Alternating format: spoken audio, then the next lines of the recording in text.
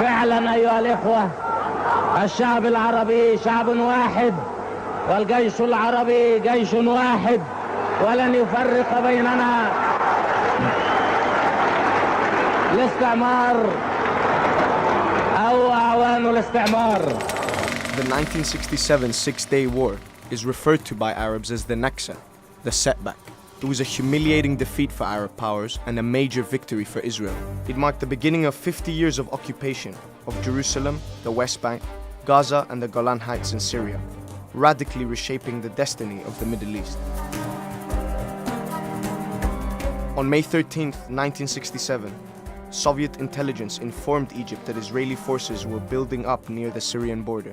The following day, the symbol of Arab nationalism, Egyptian President Gamal Abdel Nasser, ordered 130,000 Egyptian troops to move into the Sinai Peninsula along Israel's borders. The intent was to prevent an invasion of Syria, rather than to attack Israel.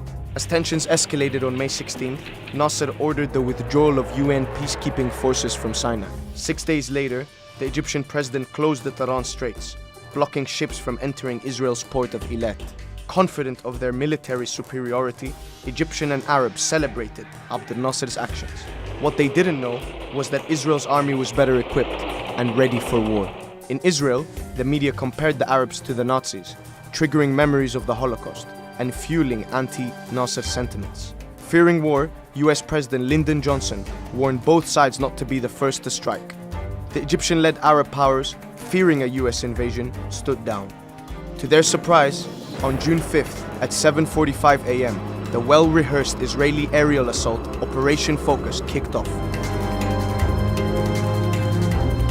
By midday on June 5th, 200 Israeli jets had struck 18 Egyptian airfields, destroying more than 80% of the country's air force, before they even managed to get off the ground. However, Cairo made fake announcements claiming an Egyptian victory to rally its Arab neighbors to join the war effort. Syria, Jordan, and Iraq followed suit and started deploying their air forces to strike Israeli targets. But on the same day, Israel quickly destroyed all of their airfields as well, achieving complete air superiority. Despite not having any air support, the Egyptian soldiers held their defenses in Sinai against the Israeli incursion. Meanwhile, Jordan, under the leadership of King Hussein, had started a small offensive and had reached the hills overlooking southern Jerusalem.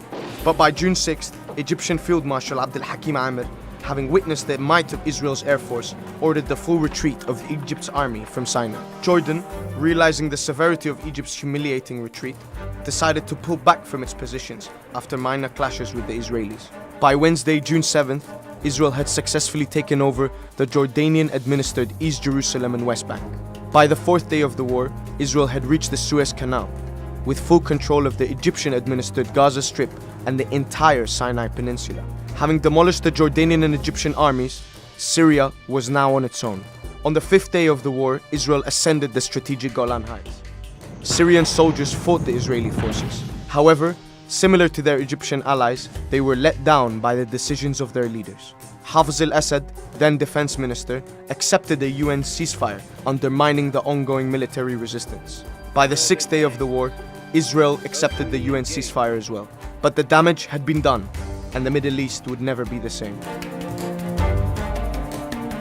Israel tripled in size. Arab armies and nationalism were crippled as a broken Egyptian president tried to resign in shame. فإنني على استعداد لتحمل المسؤولية كلها، ولقد اتخذت قراراً أريدكم جميعاً أن تساعدوني عليه. لقد قررت أن أتنحى تماماً ونهائياً عن أي منصب رسمي وأي دور سياسي، وأن أعود إلى صفوف الجماهير وأدي واجبي معها كأي مواطن آخر. Israel had proved its superiority, and its army created a mythical aura, propelled by Arab leaders trying to hide their failures. Israel had gained administration of 1 million Palestinians in the West Bank and Gaza. Israeli settlements in the West Bank were built, with more settlements in Egypt's Sinai and Syria's Golan Heights also under construction. Israel, taking advantage of Arab weakness, was not willing to give up its gains, using religious justification for their occupation of the lands. With its newfound power, Israel refused to comply with the international community. Palestinians had realized Arab powers could not protect them and went on to create their own national liberation movements that also failed to achieve their desired goal. Ultimately, the Six-Day War scarred the Arab psyche, paving the way for an overzealous Israeli leadership. And to this day, border issues remain unresolved.